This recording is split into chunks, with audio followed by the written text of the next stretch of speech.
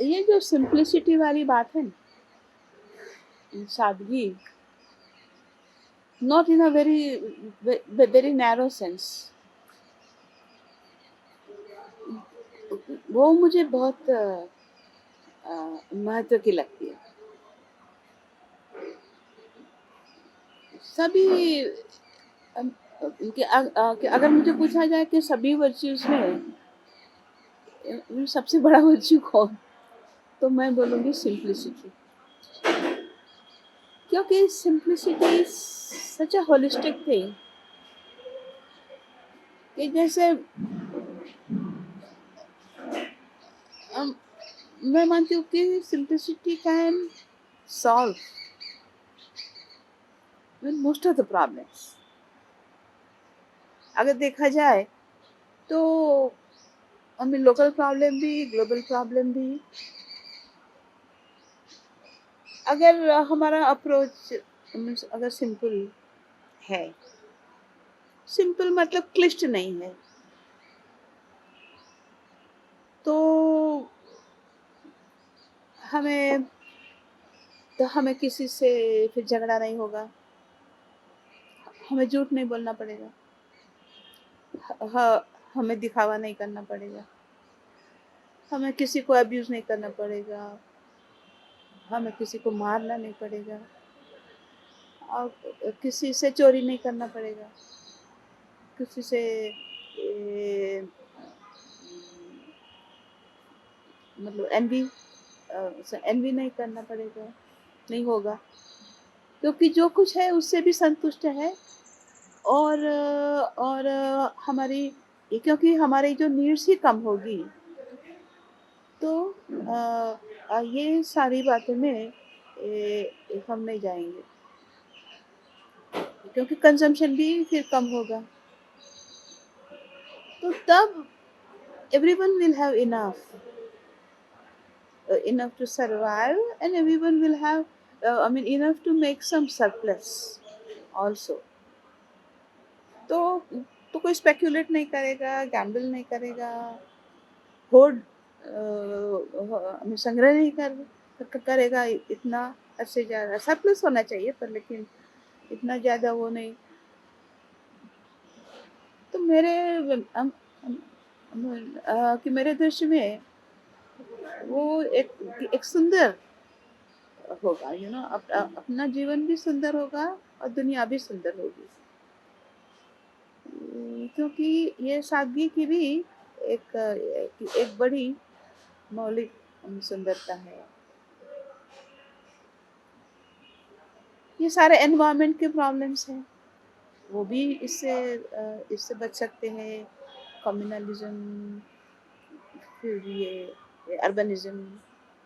Urbanisation fast, even violence, wars, वो सब आगे चल के ये सारे बच सकते हैं। तो इसलिए मुझे लगता है कि इवन वायलेंस, वॉर, सबके जवाब में simplicity, not only that consume less, पर लेकिन हर चीज़ में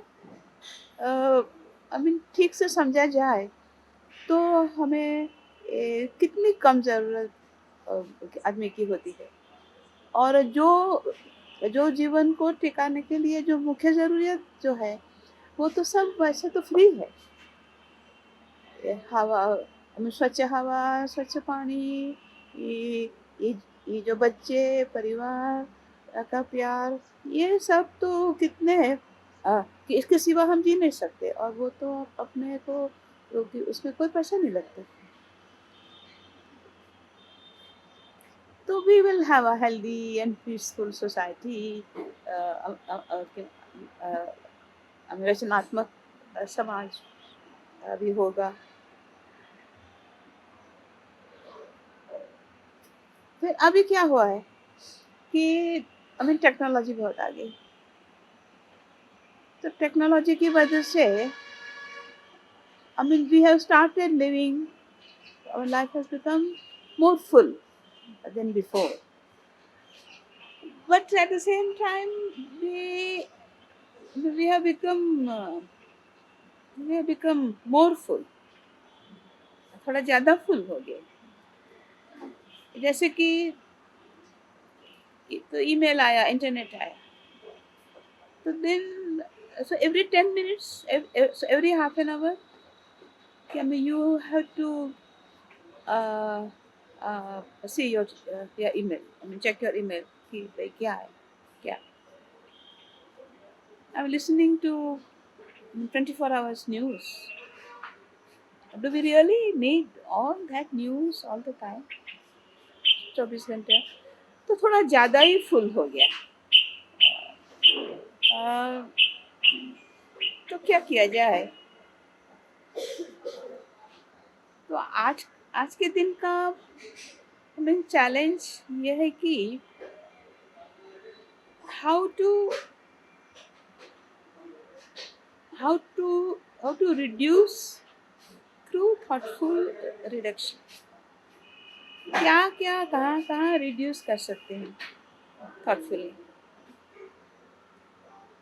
फिर दूसरा कि ऑर्गेनाइज.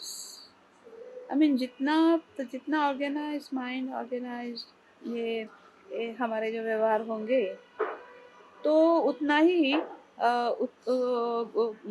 उतना ही सिस्टम बनेगी. तो उसमें भी हम कि हमारा व्यवहार नहीं, मतलब कि बहुत चीज़ें होती है तो तब ये सब गड़बड़ गड़बड़ होती है और फिर दिमाग में भी बहुत चीज़ें भर भर जाती हैं. तो फिर खुले दिमाग से हमें सोचने का भी तकलीफ होता है. पर जो बहुत सारी चीज़ें हैं उसी को हम रिड्यूस कर सकते हैं अगर ठीक से ऑर्गेनाइज अगर हुए हैं. टाइम भी बचाना ये भी इतना ही ज़रूरत है. क्योंकि खाली खाली टाइम इतना इतना व्यस्त होता है जिसमें कोई मतलब कितनी सारी निरर्थक बातों में हमारा समय जाता है. और जहाँ समय देना है वहाँ कि हम समझते हैं फिर भी कि वहाँ पर हम समय नहीं दे पाते. तो अगर अगर हमारे विचार को थोड़ा सिस्टम में डाला जाए ऑर्गेनाइज तरीके से तो आई थिंक हमें टाइम भी हमें समय की भी मोकलाश हमें मिल सकती है. फिर ये नॉलेज भी बहुत महत्व का है. Not information I am saying, पर जो इन्फॉर्मेशन को डाइजेस्ट करके जो नॉलेज बनता है और वो तो हमें खुद ही करना है. तो अगर अगर जो ज्ञान है तो फिर हम अच्छी तरह से हम सिंप्लीफाई भी कर सकते हैं और चीज़ें को सिंपलर कर सकते हैं. आपको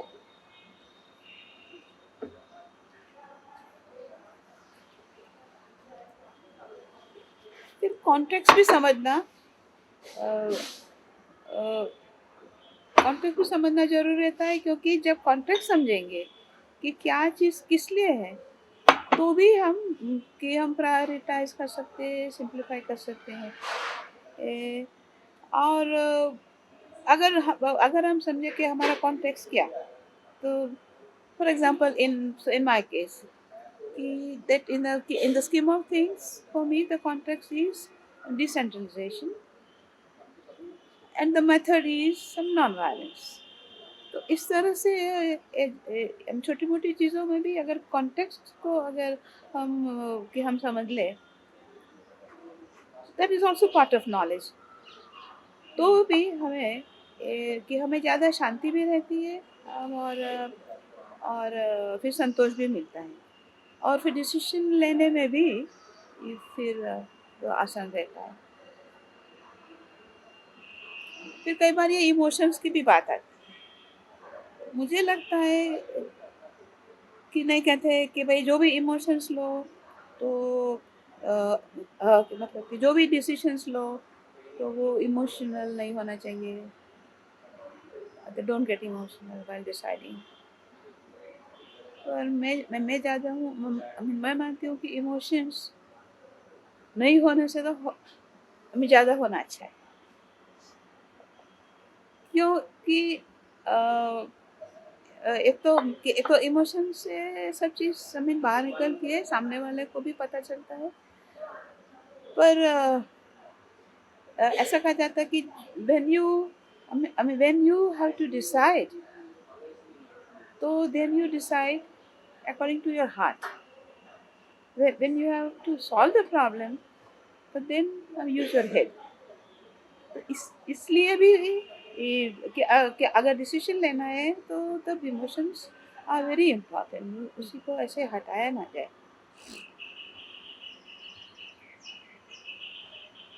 और सबसे बड़ी बात है ट्रस्ट की, विश्वास। क्योंकि जब विश्वास होता है, मैं मानती हूँ कि सिंप्लिसिटी में ही है विश्वास। क्योंकि उसमें उसमें ज़्यादा ट्रांसपेरेंसी भी है, उसमें ज़्यादा कॉम्प्लेक्सिटी कम है, और उसमें ज़्यादा फ्लेक्सिबिलिटी भी है, लचीलापन भी है। इसलिए ट्रस्ट में से मतलब सिंप्लिसिटी से एक दूसरे के ऊपर भरोसा में ज़्यादा बढ़ता है। To be more complex, it is not necessarily, modern. और सिंपल मतलब कि ये रस्टिक है, ऐसा भी नहीं है। बट कॉम्प्लेक्सिटी ये को देख के भी, ये समझ के भी उसमें से कैसे सिंप्लिसिटी लाई जाए। और जब से सिंप्लिसिटी में फिर वो भी चाहिए कि तो तब पता चलता है कि कहाँ कॉम्प्लेक्सिटी भी लाना है। पर when simplicity is the base, so then we are able to generate trust and be able to see clearly. Uh,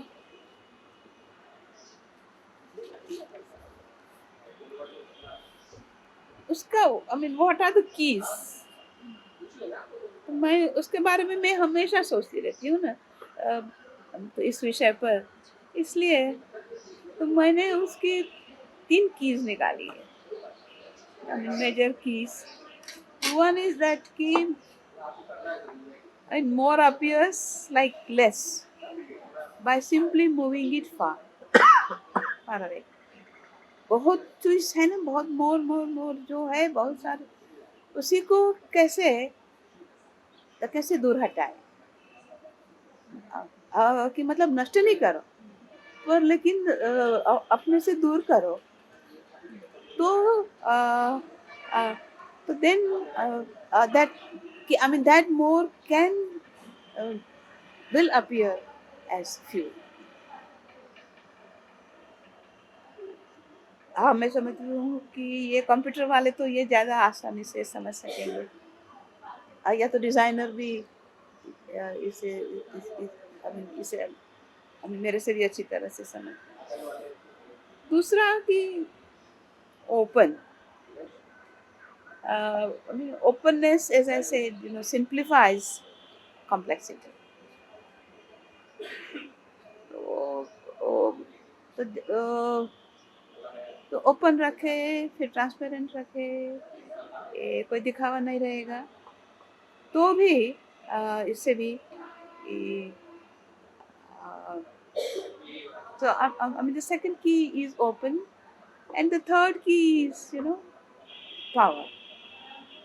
power तो होना चाहिए, शक्ति, जैसे सेवा की बहनें बोलती है पावर शक्ति। क्योंकि उनके लिए पावर मतलब सत्ता नहीं, पर शक्ति। तो वो पावर शक्ति भी use less and gain more. Power हो पर उसको इस्तेमाल मत करो, या तो उसको इस्तेमाल कम करो, ताकि तुम्हारा पावर और बढ़ेगा। तो इन शॉर्ट मैं इसके बारे में हमेशा ज़्यादा ही सोचती रहती हूँ।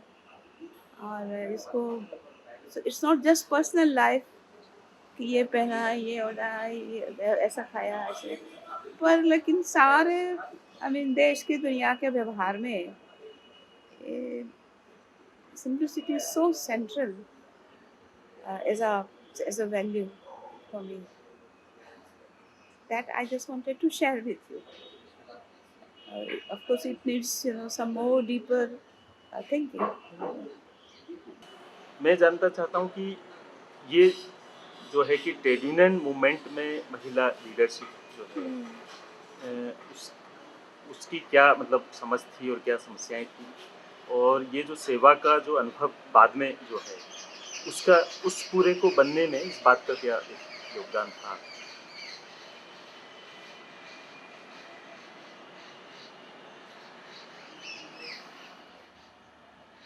ट्रेड यूनियन लीडर्स की बात छोड़िए, पर ट्रेड यूनियन में जो जो एक्चुअल जो वर्कर्स हैं उसमें ये जो विमेन वर्कर्स हैं उनको कभी इन वर्कर्स के तौर पे देखा नहीं गया, सिवाय कि जो इंडस्ट्री में काम करते थे वो, वहाँ पर भी ज़्यादातर आदमी थे।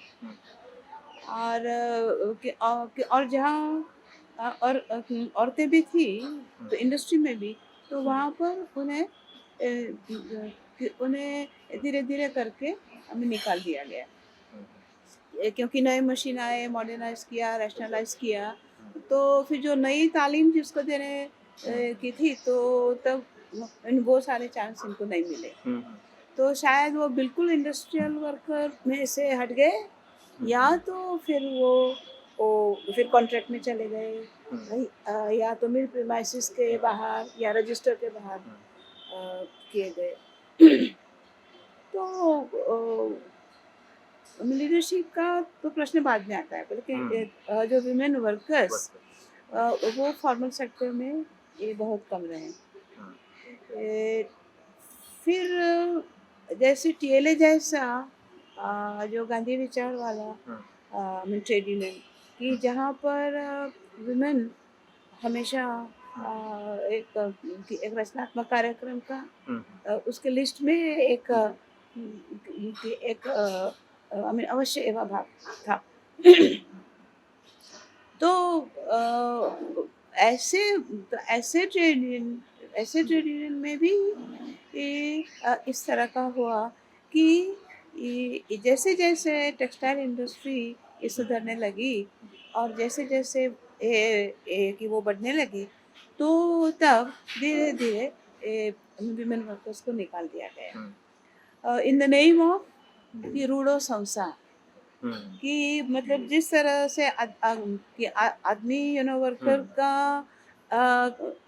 की आमदनी बढ़ी और इनके वेजेस प्रोटेक्ट होने लगे वगैरह, तो तब अब नेता लोगों ने वो इस तरह से सोचा कि मतलब गांधीवादी नेताओं ने भी इस तरह से सोचा कि अब स्त्री कामदारों को घर में जाके फिर अच्छा खाना पकाना चाहिए, बच्चों को देखना चाहिए, और फिर जब आदमी थक के आता है तो उसी के लिए कि और वो फिर होटल में बाहर न जाए, इसके लिए सब जो बाहर की होटल की चीज़ें वो घर में बनाने का सीखे वगैरह। तो आई मीन जिस मजदूर महाजन में आधी मतलब 50% स्त्री कामदार थी, मेंबर्स थी, और फिर इंडस्ट्री में भी इतनी, वो धीरे धीरे small scale industry, not small scale, no in textile में 50% of the workers were women. हाँ, एंड देन ऑल ये जो है गुजरात में ही ज्यादा था कि सब जगह शुरू में टेक्सटाइल में? सब में बम्बई में भी, कानपुर में भी, कोयम्बतूर में भी, पर लेकिन आई मीन जो फिगर में बोल रही हूँ 50%, वो तो मुझे गुजरात का मालूम है। तो there were about 80 textile mills, उसमें से और जब मैं जुड़ी तब देयर वर 60, पर लेकिन जब ये शुरू हुआ तो तब इतनी सारी महिलाएं थी, वो सब स्त्री कामदार, सब यूनियन की भी मेंबर थी, इसलिए और जब भी लड़त किया, हड़ताल किया, तो तब कि मतलब सब स्त्री कामदारों ने ये सभासदों ने उसमें हाँ उसमें हिस्सा भी लिया। पर ये जो रूढ़ और संसार की ये जैसे कंसेप्ट आ गई और जैसे जितनी ये कामदार की परिस्थिति आगे बढ़ने लगी, तो ये ये संभाव उनको धीरे धीरे घर भेजाएंगे। एंड सो मच सो कि कि विमेन कि दे रेजिस्टेड। पर लेकिन अभी जैसे जैसे करार करते गए मिल मालिकों के साथ, तो उसी में कि उसी में ऐसे ही करार हुए कि जिसमें स्त्री कामगार को निकाला गया। और इनके खुद के हस्बैंड्स ने भी ऐसा कर दी। और फिर खुद के लोग भी ये आदमी लोगों ने प्रेशर लाया। तो मतलब स्त्री कामगारों की परिस्थिति बहुत बुरी थी। और जहाँ पर फार्मर सेक्टर प्रोटेक्टेड जो इंडस्ट्री था, उसी में से वो निकल गए। हाँ, तो जब मैं गई ट्रेड यूनियन में टेक्सटाइल में, तो तब वो उसका नंबर सिर्फ 4% रहा। तो आगे का जब 50% से हाँ उसमें से 4% हो गया। और जब मैं पुराने फोटोज देखती थी, तो सब में फिर गांधी जी की लड़त में भी टेक्सटाइल वर्कर्स हमें ज्वाइन हुए थे, तो उसमें भी तो फोटोग्राफ्स में भी इतनी सारी महिलाएं सब ऐसे बैठी हुई, माथा पल्ला डाला हुआ, और इतनी सारी संख्या में सब सभाओं में भी थी और फिर सांचे चलाती थी। तो ये मैंने देखा। और फिर मैं तो लीगल डिपार्टमेंट में काम करती थी, पर लेकिन मतलब कि आदमियों के लिए काम करती थी। पर लेकिन ये मैं फिर ज़्यादा देखने लगी कि ये पुराने फोटोज में तो ऐसा था, अभी बहुत कम हो गया, फिर देखा कि 4% हो गया। तब मैंने ये सवाल धीरे से उठाया कि कि क्या किया जाए, the women's numbers is declining, so what should be done। तो काफी संघर्ष रहा विद इन द यूनियन। फिर ऐसा करार किया कि आज की तारीख मतलब 76, आज की तारीख में जितने भी टेक्सटाइल वर्कर्स है इंडस्ट्री में, कि उतने नंबर में से कोई कम नहीं होना चाहिए, सिवा कि वो रिटायर हो जाए या मर जाए या। But this was too late. वो तो मतलब धीरे धीरे वो सब बूढ़े होने लगे गए। पर जब मिल बंद होने लगी, तो तब मैंने देखा कि सारा घर तो इनकी आमदनी पर ही चल रहा था। आदमी लोग तो वर्कर्स तो फिर लड़त कर रहे थे, और फिर रैली निकाल रहे थे और कोर्ट में केस कर रहे थे। तो तब मैंने देखा कि, और फिर तब तक तो मेरी भी ये अच्छी, क्योंकि मैं 55 में ज्वाइन हुई, 50 और 72 में सेवा बनाना। तो इतना तक I took such a long time, but gradually I realized more and more that women are very active economic participants in the industry, not only textile but सारे urban economy में, फिर rural economy में। तो मैं तो सिर्फ unionise करना ही सीखी थी, इसलिए मैंने फिर यूनियन किया। पर लेकिन वही यूनियन जो मेरे गुरु थे, कि जहाँ मैंने ये सब बहुत पाठ सीखा यूनियनिज्म का, और वो यूनियन लीडर्स जो मेरे सब बड़े थे, मेरे पिता समान, पर वो भी नहीं समझ पाए कि सेवा क्या मतलब है, सेवा का क्या महत्व है। तो फिर उन्होंने देखा कि ये they saw it like a threat somewhat। और फिर being women, they can be dominated and they can be controlled।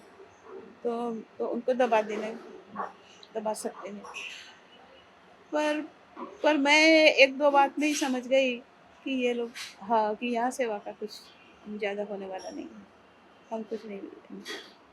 इसलिए हमने तय किया, तो all the history, so I'm not telling that। एक Han Suin करके चाइनीज राइटर थी, मालूम है? Han Suin, हाँ जी। हाँ। अच्छा। जो know the mountain is young and she had written those hmm, books. तो वो माओ तरफी थी उस समय में, जब ये रेवोल्यूशन, कल्चरल रेवोल्यूशन वगैरह हुआ तब। तो so I read all his books, and then later on she became, I mean, like my friend. I stayed with her in Geneva, in her home, etc. तो जब वो पहली बार सेवा में आई ना, तो जब बहनें बैठी थी, तो तब उन्होंने पूछा, आई एम टॉकिंग ऑफ 1970। तो तब उन्होंने पूछा कि आप सबके बैंक अकाउंट है? किसी ने ऐसा सोचा नहीं था। तो बोले कि तुम लोग तो काम करती हो, तो तुम्हारा बैंक अकाउंट है? सबने बोला कि नहीं। तो चाइना में जिस तरह से हर एक के अपने अपने work and money, in terms of work, क्योंकि वर्क भी, आई मीन वर्क के भी पॉइंट्स दिए जाते थे ना, हुँ, तो उसका भी, I mean, account, bank account, और ये भी बैंक अकाउंट। और I am coming back to this, at present times, जो बैंक अकाउंट होने से there is a different relationship that comes up outside her home. जो भी आज तक जो उसके, आई मीन, वो औरत के लिए सिर्फ अपना घर और वही सब सिक्योरिटी है। But to have I mean relationship with the outside world in terms of money is quite powerful. और कम से कम हर एक के सेविंग्स अकाउंट, वो लोन ले या ना ले, वो तो अपनी अपनी उसकी बात है, पर लेकिन वो मीन बैंक अकाउंट और सेविंग्स अकाउंट तो होना ही चाहिए। So that, I mean, that is another area where I mean, we can mobilize further. पर तमिलनाडु में जब कहा कि सबका चीफ मिनिस्टर ने स्कीम अनाउंस किया, तो ये 5-6 साल पहले की बात है। तो कि पेंशन स्कीम, और और कहा कि ये कि ये हर महीने नहीं, हर दिन या हर महीने 20-20 रुपया बचाओ। तो सब बचाने लग गए, दे आर रेडी। पर लेकिन पैसा कहाँ रखे, तो कहा कि अपने पास वाली जो बैंक है उसमें आप पैसा रखो।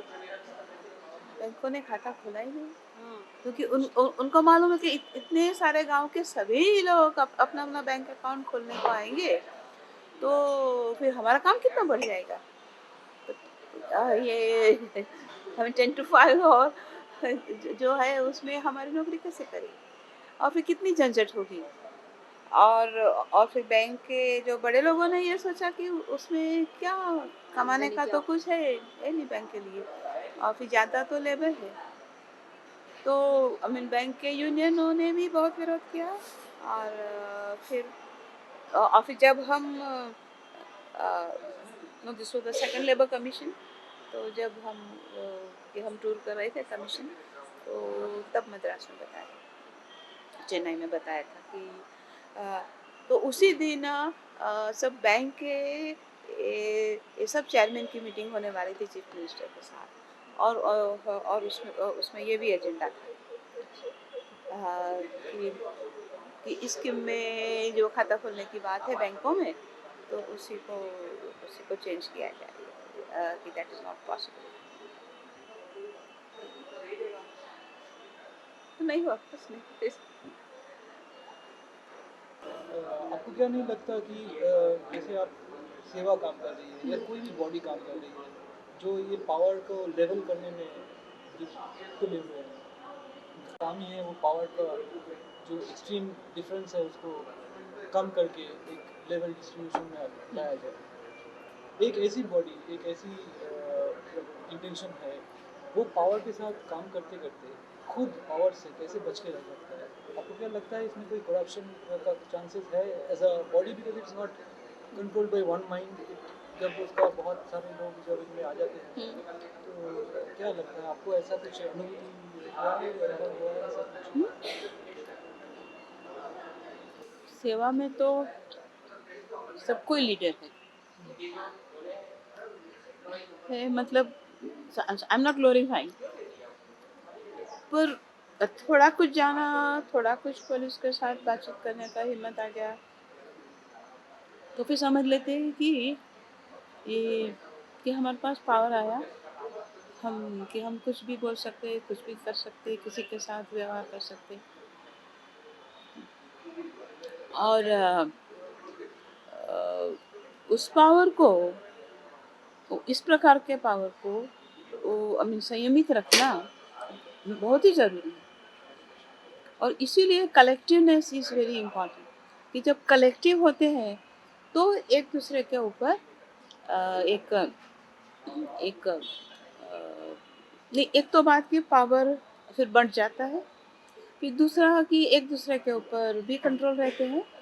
क्योंकि कोई ना कोई तो जरूर कहेगा कि तुम इस तरह से व्यवहार नहीं कर सकते, या तो तुम बड़ी हो गई तो फिर मैं भी बड़ी हूँ। तो इस तरह से कुछ ना कुछ है, ये चेक्स एंड बैलेंस इस कलेक्टिवनेस से आता है और आ सकता है। पर अभी सेवा में वो इतने इतने पावरफुल नहीं हुए हैं कि जहाँ वो अपने को खुद ये माने। पर power is a very very corrupting influence.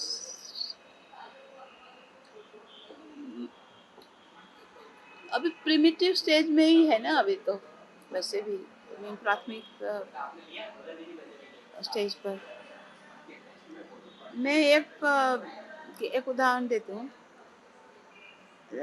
जब मैं विमेन, मनी एंड पावर, उसके बारे में मुझे कुछ लिखना था, बोलना था, तो तब मैं सेवा बैंक में सेवा बैंक में बैठी थी और सब बहनों के साथ बात कर रही थी।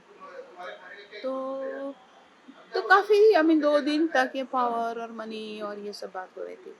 मैंने फिर तीसरे दिन मैंने पूछा कि आप लोगों में नहीं, मैंने कहा कि यहाँ जो बैठा है उसमें से सबसे ज़्यादा पावरफुल कौन, सबसे ज़्यादा पावर किसके पास है? मनी पावर, हाँ, we were talking only money power. तो उन्होंने कहा कि Jayshree ben, not even me, कि Jayshree ben managing director of सेवा बैंक। मैंने कहा कि क्यों? तो कहा कि उनके पास सारी बैंक के पैसे। मैंने कहा कि पैसे तो आपके हैं, तो फिर आप कि अपने को वो क्यों पावरफुल नहीं मानते? तो बोले कि नहीं, पर उनके पास सबकी कलेक्टिव मनी है, और उनके पास एफिशिएंसी है, उनके पास नॉलेज है, और वो ऑनेस्ट है, इसकी वजह से वो सबसे ज़्यादा पावरफुल है। उन्होंने कहा कि पावर शक्ति तो उनकी पावर शक्ति से सब फिर पावर डिस्ट्रीब्यूट होता है, ट्रांसमिट होता है। पर दिस इज ह्यूमन नेचर।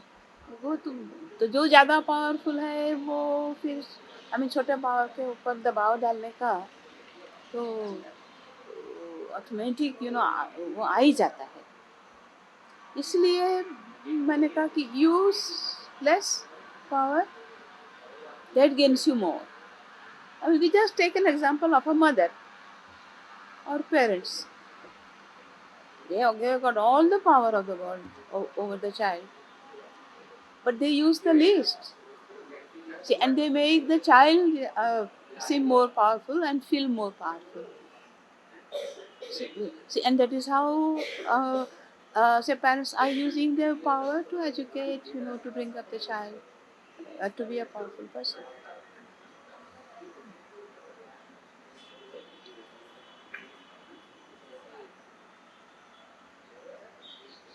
सभी संगठनों का जो इसने भी जो पूछा था कि अनुभव ज़्यादातर ये रहा है कि जो क्रांतिकारी या परिवर्तनकारी संगठन जो रहे हैं हम्म, कि जिसको वो चेंज करना चाहते हैं हम्म, तो ऐसा पहला खुद अपने आप हो जाते हैं। जैसे राज्य को चेंज करना चाहते हैं तो पहले हम्म, खुद एक राज्य जैसी हम्म, पावर जो है और श्रेणीबद्धता हम्म, है या जो तो ये सिंप्लिसिटी और ओपननेस को संगठन के स्तर पे और सामाजिक संगठन के स्तर पे उस पे कैसे मतलब हासिल किया जा सकता है? पर संगठन को भी इसी तरह हमें संगठन की भी रचना इसी तरह की करनी है कि जो ओपन भी रहे और जो मीन फोकस रहे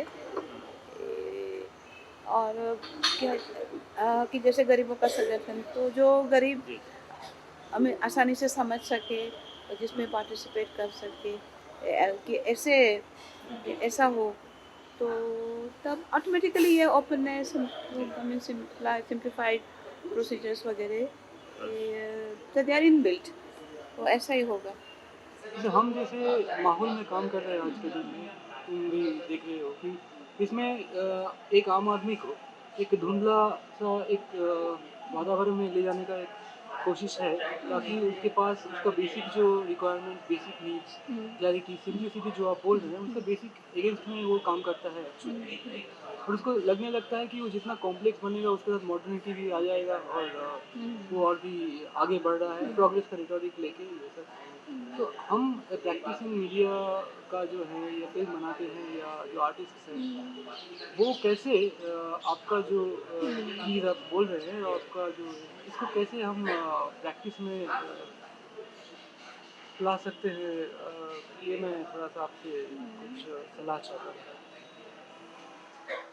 देखिए आपने ही मुझे वो हमें दिखाया है ना वो फिल्म 10 कितनी सिंपल है कितनी ऑनेस्ट है कितनी ये, हमें बिन जरूरी कोई भी उसमें दिक्कत नहीं थी जो सुनने लायक था बस वही और जो भी ट्रांसलेशन था वो भी एकदम simple though it was repeated again and again same thing as the child spoke the same thing again and again but it was also it was honest also तो कितना पावरफुल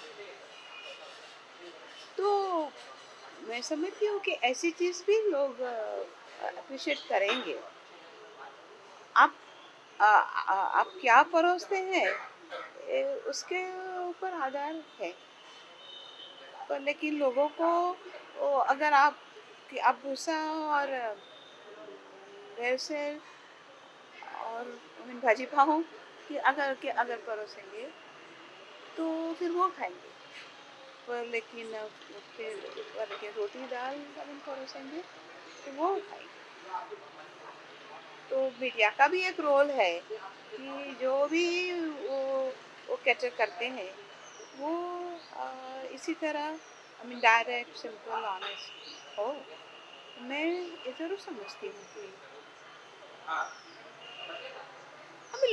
हम लोग भी बदलते जा रहे हैं ऐसा नहीं कि और हर एक में अमुक तो कॉमन सेंस बेसिक का अंडरस्टैंडिंग विजडम तो है कि क्या सही है क्या सही नहीं है क्योंकि समहाउ हमारे हमारे मॉरल सिस्टम अभी भी चली आ रही है वो अभी तक मर नहीं गई तो वो समझेगा और अगर जितना भी हम अच्छा परोसेंगे ये जो पोषक न्यूट्रिटिव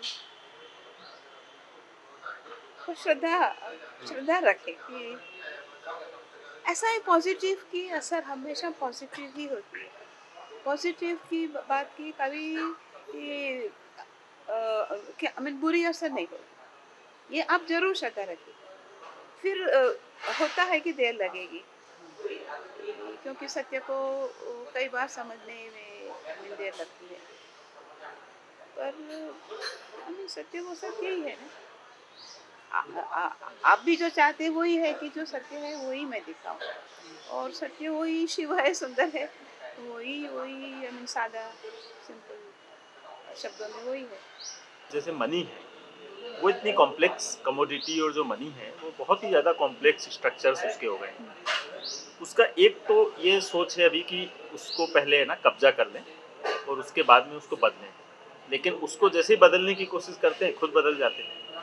या तो मतलब स्टेट के रूप में डेस्पोटिक स्टेट बन जाते हैं, या फिर जैसे अभी चाइना बन रहा है कि उसमें कोई अंतर नहीं है। तो शायद वो वही हो सकता है कि छोटे लेवल पे, और जिसमें कि वो रहे कि एक सबका स्टेक जो है उसमें, मतलब उसको स्वप्रबंधन भी बोल सकते हैं, और सबका कंट्रोल जो भी इकोनॉमिक यूनिट्स रहें, उससे शायद हो सकता है कि वो जो मनी का भी इतनी जो कॉम्प्लेक्सिटी जो आई है वो शायद टूटे, मतलब उस लेवल पे या मुझे मीडिया लगता है की। कि सबसे बड़ी हायरार्की खड़ी होती है वो इंटेलेक्चुअल हायरार्की। जब भी कोई आंदोलन शुरू होता है, जिन लोगों के लिए वो तो शुरू तो उन लोगों के द्वारा यूजुअली किया जाता है जिनकी की बहुत सीधी सीधी मांगें होती हैं, बहुत सीधी सीधी हाँ। बातें होती हैं, और उसके उत्तर भी शायद सीधे होते हैं, यानी उनको सॉल्व करने की बातें भी सीधी हैं सब। लेकिन फिर वो नहीं, जाहिर और है शायद कि उसका हल अगर वो सीधे जाते हाँ मेरा जकार्ता के पास, हाँ तो शायद हल हो भी जाता। अब मुझे है श्रद्धा, क्योंकि उसमें एक सीधी ऑनेस्ट बात है, हम्म, पर लेकिन तब कई तरह के लोग उसी में कूद पड़ते और फिर कैपिटलाइज करना पड़ते। और हर एक को अपनी अपनी रोटी सेकनी होती है, तो the whole thing gets so confuse and corrupt and complicated कि फिर वो राजा कर। ज़्यादातर संस्थाओं में होता है कि जो उसकी गवर्निंग बॉडी है उसमें मेनली ये सब इंटेलेक्चुअल्स जो बेसिकली जो प्रॉब्लम को खुद नहीं फेस कर रहे हैं वो आ जाते हैं और वो उनके लिए बोल रहे हैं। फिर वो धीरे धीरे ऐसी भाषा में बोलने लगते हैं कि वो जिसके लिए बोल रहे हैं उसी को समझ में नहीं आती। फिर क्या ट्रांजैक्शन होता है उसका उसको पता नहीं है। देखो, पॉलिटिशियन के साथ बात करना बहुत अच्छा है, बेटर है। आई मीन मेरा पूरा अनुभव रहा है, क्योंकि एटलीस्ट ही नोज पीपल। और फिर तो इतने सारे लोग देख के और उनकी बात आई मीन सुन के उससे कुछ इमोशन भी अभी है, क्योंकि वो इतना इतना इतना अम, वो नहीं हो गया इमोशन ही। फिर तो उसको अपील करना I mean, आसान पड़ता है, पर जब रिसर्चर्स के साथ या ब्यूरोक्रेट्स, वर्स्ट ब्यूरोक्रेट्स इतने। ये कह रही है हाँ उसका जैसे हमारे यहाँ सेवा में आमतौर पे ऐसा रहता है कि सजेशन उन्हीं की तरफ से आते हैं। अगर उनकी प्रॉब्लम है तो अपन उनसे पूछते हैं और जो अपन को नहीं सूझता है वो सजेशन उनकी तरफ से आते हैं, और अगर हम उन्हें गंभीरता से लेते हैं और अपना सजेशन नहीं थोपते तो हल निकलते हैं। ऐसा कई केस में अपने देखा है। उससे भी ज़्यादा है कि वो जो चेक वाली बात है ना, दूसरी संस्थाओं में चेक शायद इसलिए नहीं हो पाता क्योंकि फाइनली उनकी पावर ही नहीं बढ़ी, तो धीरे धीरे उनकी पावर ऑलरेडी संस्था के भीतर ही खत्म हो गई, तो वो चेक आप पर कैसे रख पाएंगे, इसीलिए वो शायद करप्ट होने की एक गुंजाइश बन पाती है। फिर ज़्यादातर लोग वो हैं जो इंटेलेक्चुअली और शायद उनके कंसर्न वो थे, कंसेप्चुअली वो थे, लेकिन जिन्होंने फेस तो नहीं किया है वो, या जिन्हें वो रात दिन फेस नहीं करना है, तो वहाँ से जो मुझे लगता है वो जो चेक करने वाली बात है ना, एक दूसरे पे चेक रखने वाली, वो तभी तक हो सकती है जब सबका रिप्रेजेंटेशन।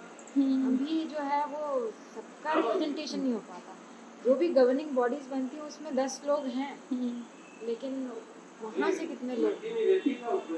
यूनियन में तो फिर मालिक के साथ I mean, bar bar I mean, लड़त होती है, फिर उनके साथ बैठना, फिर